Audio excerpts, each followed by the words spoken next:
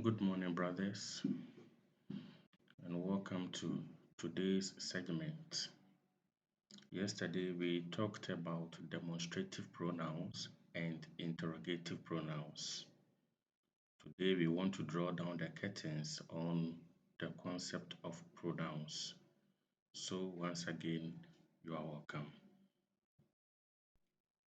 The topic for today is relative pronouns. Relative pronouns. A relative pronoun is a type of pronoun used to connect a relative clause, which is also known as adjectival clause, to the main clause in a sentence, or it is used to introduce a relative clause. Meaning, there could be a sentence where there is a main clause already. In such a sentence, the relative pronoun will connect the main clause and the subordinate clause, which is an adjective clause. But if the sentence has no main clause, then the relative pronoun will be seen as one that is introducing the relative clause. It is important for us to establish that a relative clause is also known as adjective or adjectival clause so that we will get the understanding very clearly. Let us consider these examples. This is George, whose brother went to school with me. So the main clause is this is George. And the subordinate clause, which is adjectival clause, is whose brother went to school with me. It begins with whose, which is a relative pronoun. And therefore, that whose, which is a relative pronoun, is introducing the relative clause whose brother went to school with me. And it is the one connecting the main clause, this is George, and the rest of the relative clause, brother went to school with me. Example 2. I had an uncle in Germany from who I inherited a bit of money. I had an uncle in Germany is a main clause, so it can stand on its own. The subordinate clause, which is adjectival clause, is who I inherited a bit of money. So the who is relating or introducing the relative clause or adjectival clause. Example 3. It was the day when the tsunami happened. It was the day when the tsunami happened. It was the day is the main clause. When the tsunami happened is the subordinate clause. In this case, the adjectival clause. So, when is the relative pronoun that is introducing the relative clause, also known as adjectival clause, when the tsunami happened. And it is the word that is connecting the main clause, it was the day, and the subordinate clause when the tsunami happened. So let's look at some common relative pronouns in English language.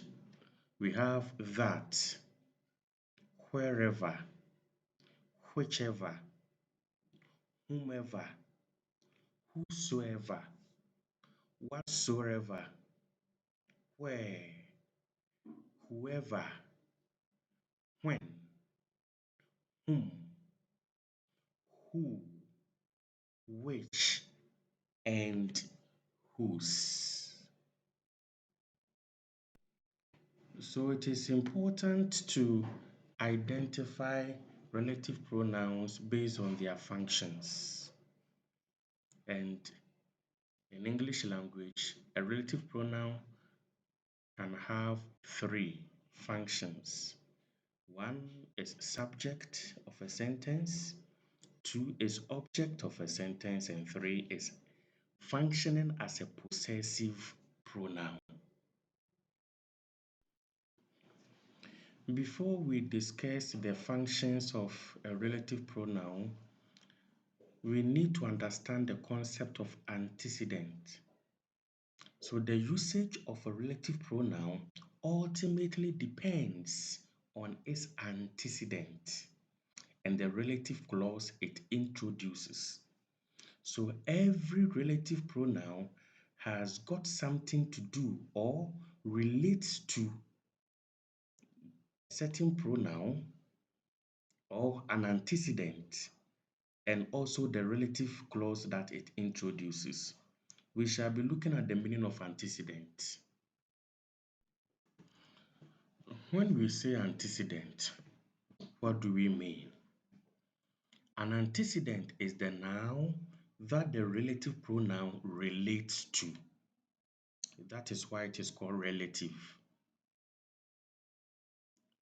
A relative pronoun relates to a pronoun, relates to a noun. In the examples below, we will understand better. 1. The man who lives here is a pastor. So that relative pronoun who is relating to the noun man. So the man becomes the antecedent of the relative pronoun who. Example 2. An animal that lives in water and on land is an amphibian. The relative pronoun is that and it relates to the noun animal. So animal is the antecedent of the relative pronoun that. Example 3. The boy whose father came here has left. The boy whose father came here has left. The boy is the noun. The relative pronoun is whose. Whose as a relative pronoun is relating to the noun boy. Therefore, boy is the antecedent noun of the relative pronoun whose. We want to use this table as a quick guide to understand the concept of antecedent and relative pronouns. So we can group antecedents into those that concern people, things, and people or things. Then they can be subject, object, and possessive. We have mentioned that. So, subject we can have who, which, that. Object we can have who or whom, which, and that.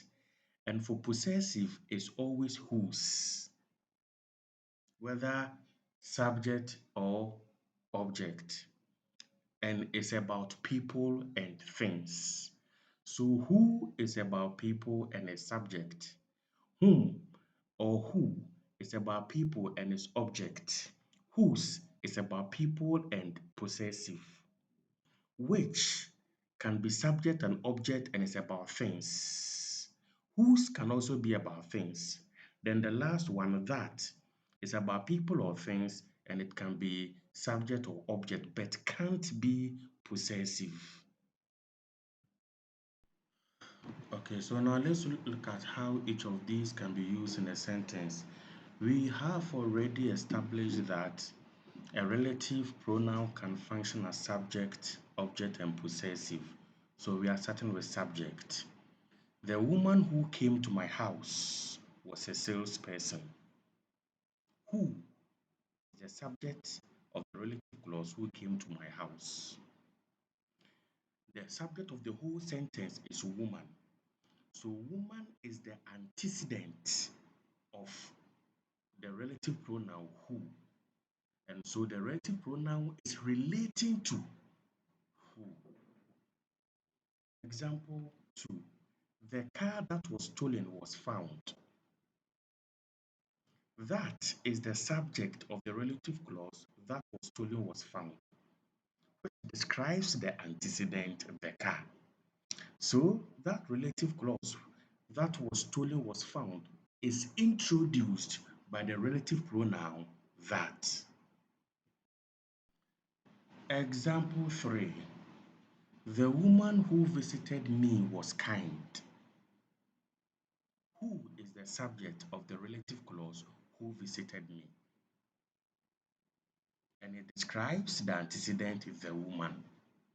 So the relative clause here is who visited me. And the relative pronoun that is introducing that relative clause is who, which is subject. Okay, object.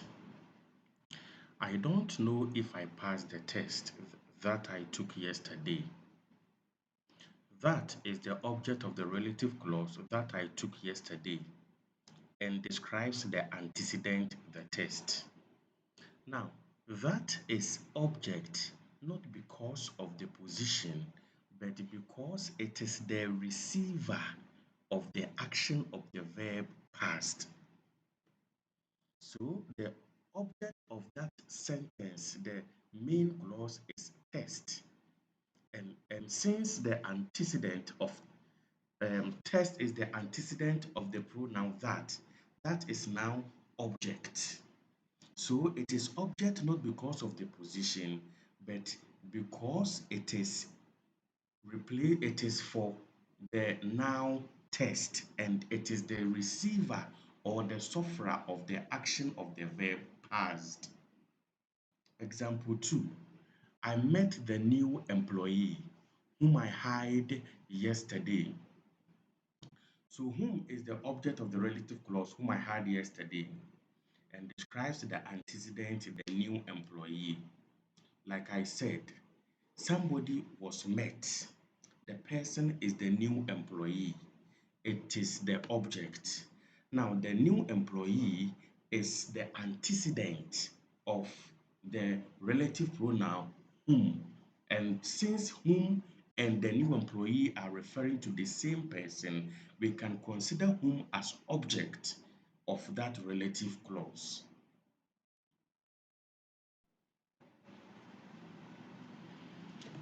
Okay. Relative pronouns as possession.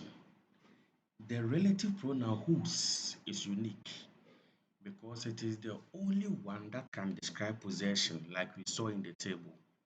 It comes before a noun in a sentence, modifying it like an adjective to indicate that it belongs to the antecedent.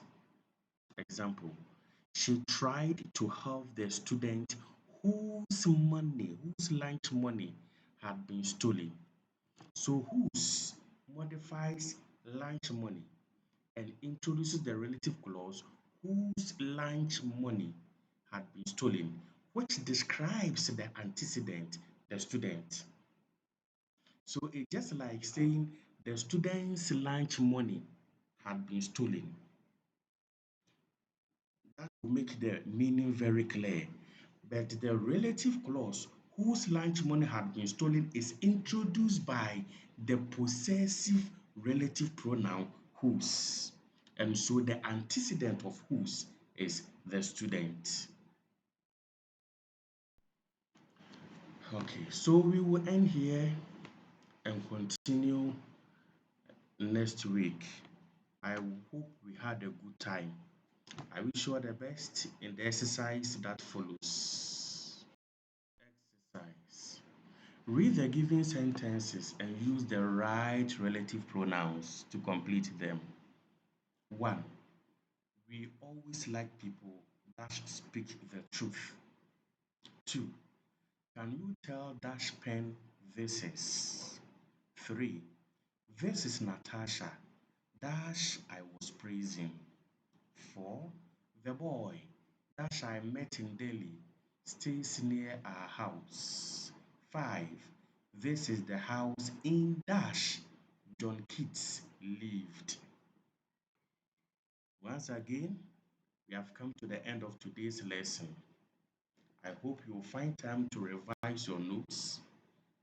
See you next week.